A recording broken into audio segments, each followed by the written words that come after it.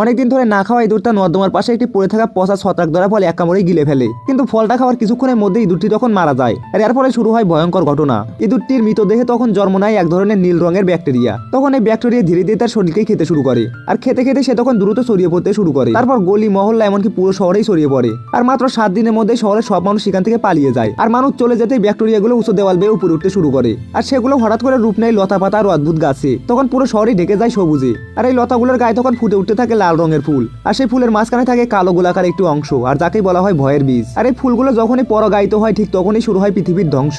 হঠাৎ করে বিশাল বিশাল সেতুগুলো ভেঙে পড়ে, এমনকি উঁচু দালানগুলো মুহূর্তের মধ্যেই ধ্বংস হয়ে যায়। আর পরাগায়নের শক্তি যেন এক বিশাল বিস্ফোরণ। মানুষের আধুনিক সভ্যতায় এক ঝটকায় শেষ হয়ে যায়। ক্যামেরা তখন ধীরে ধীরে পিছিয়ে আসে, দেখা যায় একটি বিশাল এলাকা পুরোপুরি সবুজে ঢেকে গেছে। তখন মেঘ পেরিয়ে মহাকাশ থেকে দেখা যায় যে এই সবুজ ঝড় ছড়িয়ে পড়েছে পৃথিবীর প্রতিটি দেশে। পৃথিবীটা যেন তখন ধীরে ধীরে পচে যাচ্ছে, এমনকি ছত্রাকও ধরছে। আবার ফিরে যাচ্ছে সেই নর্দমার কাছে যেখান থেকে সবকিছু শুরু হয়েছিল।